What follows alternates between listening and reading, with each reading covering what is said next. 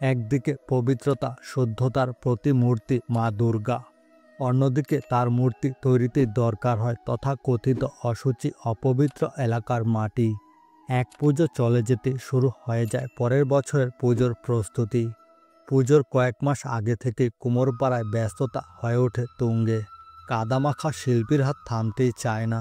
মৃন্ময়ী রূপে জেগে ওঠে মা দুর্গা। এক মেটে দো মেটে থেকে ধাপে ধাপে পূর্ণ অবলয়ে ফুটে ওঠে মা দুর্গা। কিন্তু শাস্ত্র বলে মা দুর্গাকে ফুটিয়ে তুলতে কয়েকটি জিনিস আবশ্যক, যেমন গাভীর মূত্র, গোবর, ধানের শীষ, পবিত্র গঙ্গার জল আর নিষিদ্ধ পল্লীর মাটির মিশ্রণে তৈরি হয় মা দুর্গার মূর্তি। আর সেই কারণে সেই পুরাতন কাল থেকে দেবীর মূর্তি তৈরিতে দরকার হয় পতিতালয়ের মাটির। কিন্তু কেন এই রীতি? সমাজ যাদের দূরে ঠেলে দিয়েছে, অবজ্ঞা আর বঞ্চনার পাহাড় জমে উঠেছে যাদের দেয়াল বেয়ে, ঘৃণা আর নোংরা দৃষ্টি ছাড়া যাদের ভাগ্যে আর কিছুই জোটেনি, তাদের ঘরের মাটি আবার দেবী মূর্তি তৈরি করতে লাগে। বলা হয় পুরুষ মানুষ পতিতালয়ে গিয়ে যখন বারাঙ্গনার সঙ্গে ঘনিষ্ঠতা হয়, তখন তিনি জীবনের সমস্ত সঞ্চিত পূর্ণ সেখানেই ফেলে আসে আর সংগ্রহ করে ঘরা ভর্তি পাপ।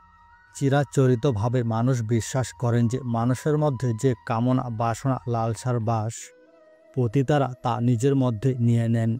তারা নিজেদের অশুদ্ধ অপবিত্র করে সমাজকে শুদ্ধ রাখতে চান। ফলে হাজার হাজার পুরুষের পুণ্যে বেশ্যাদারের মাটি হয়ে ওঠে পবিত্র। সেই কারণে এই মাটি দিয়ে গড়তে হয় দেবীর মূর্তি। এই আচার থেকে বোঝানো যায় যে নারী মায়ের জাতি, নারীর গর্ভেই পুরুষের জন্ম। নারীকে পতিতা বানায় পুরুষরাই, তাই এই পুরুষরাই অপবিত্র। মায়ের প্রতিমা তৈরিতে পতিতালয়ের মাটি দিতে হয়, অর্থাৎ যারা এই পরিস্থিতির শিকার তাদের সম্মান জানাতে হবে।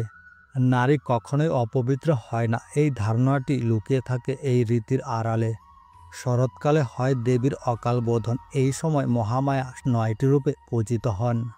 এই নবম রূপটি আসলে পতিতালয়ের প্রতিনিধি মনে করা হয়, সে কারণে এই রীতির জন্ম হয়েছে। বন্ধুরা, ভিডিওটি কেমন লাগলো? যদি ভালো লাগে তাহলে আমার পাশে থাকতে তোমরা ভুলবে না এবং লাইক শেয়ার অবশ্যই করবে তোমরা।